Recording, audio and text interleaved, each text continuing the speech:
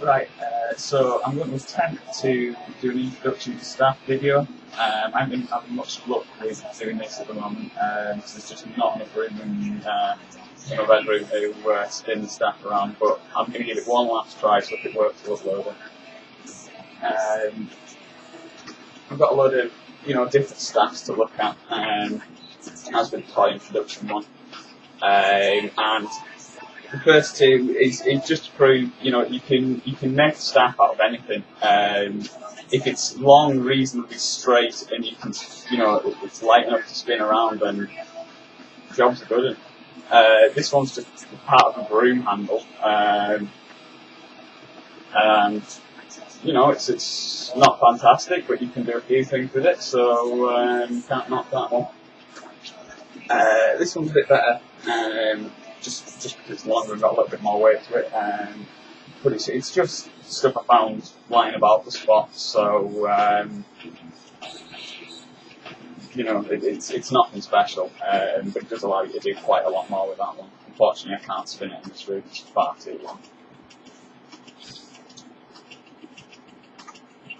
I've also got a load of fire staffs, mostly mine and one of my mates. This one is the first fire staff I had. I made it when I first started spinning it.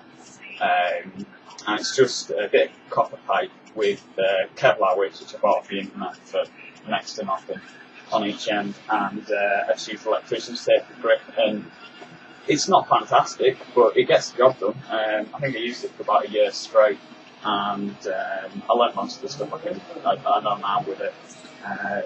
So if you haven't got any money to actually go online and get a custom built one,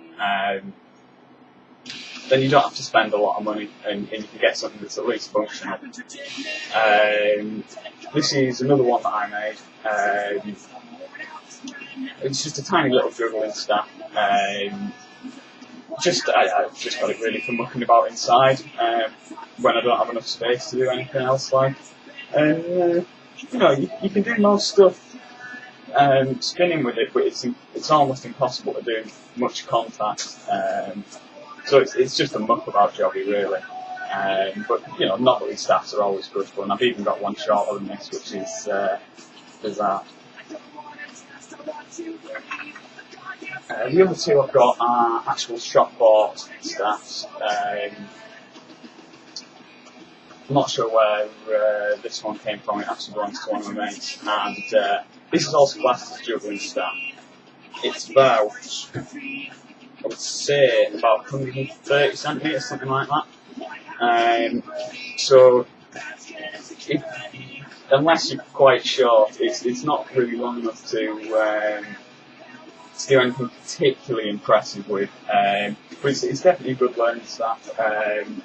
My mate that uses it, he throws it about all over the place, and it's great for that. He swears by it. But personally, I like something a bit longer and a little bit more weight to it, which is where I've got my bad boy, which costs about £100. But it is a really nice staff, this one. It comes in 3 parts, and I'm not going to show that now because it's kind of awkward to get apart. But it just makes it a lot easier for travelling around with. And it's perfectly balanced. It's got a good, nice weight to it, rubber grip on the middle, and it makes everything so much easier. I couldn't believe how much better I got in the first week of having this staff. Just because it's the proper job. So if you've got the money and you're really getting into it, I would always advise spending a bit of cash on it. If this broke, I would straight go out and buy another one for another £130 tomorrow if I had the money.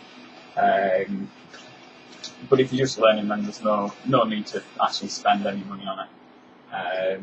You can pick up pretty much anything and start spinning. And as with poi, there's really two sort of schools of spinning with the staff.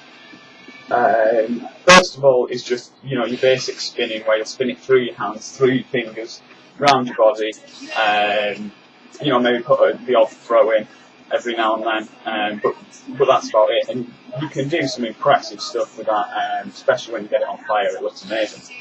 The other one, which I much prefer, just I don't know, I just do it. It's a little bit more interesting for me, which is contact staff.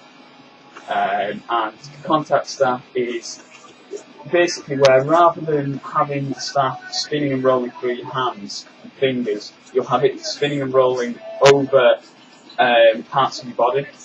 And with contact, the idea is you don't want to actually hold the staff in your fingers at all, if all possible, other than during transitions and such. You just want to keep it rolling over your body, and you can do quite simple stuff like that. This thing's a bit more difficult, especially with this short staff, because you can roll it over your shoulders, around your neck. If you had a longer staff, a bit more space, you can roll it down your arms and then onto your neck. There's all sorts you can do. Over your elbow. Pretty much you can do anything you can imagine. And the contact, when you get that on fire, or with a good glow staff or something, that is really impressive.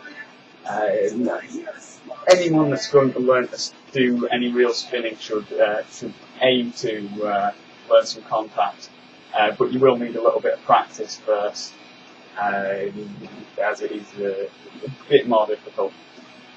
The other thing is, I've seen quite a few people that will put that almost base their spinning around throws, and I can't really do much in this room because if I hit the ceiling all I'm going to be in a bit of trouble. But again, there's all sorts of interesting things you can do with throws. You can throw them from behind your back, catch in front, throw in front, spin round, catch. There's all sorts, and they're just something that will make your routines a little bit more interesting, a little bit more impressive. So they're always worth looking into. I think that's probably about it for a introduction, really. I'll get some actual tutorials sorted in the next few days. I'll do a few beginner ones, and if anyone's interested in actually taking it up, let me know and I'll put some more up. Cheers.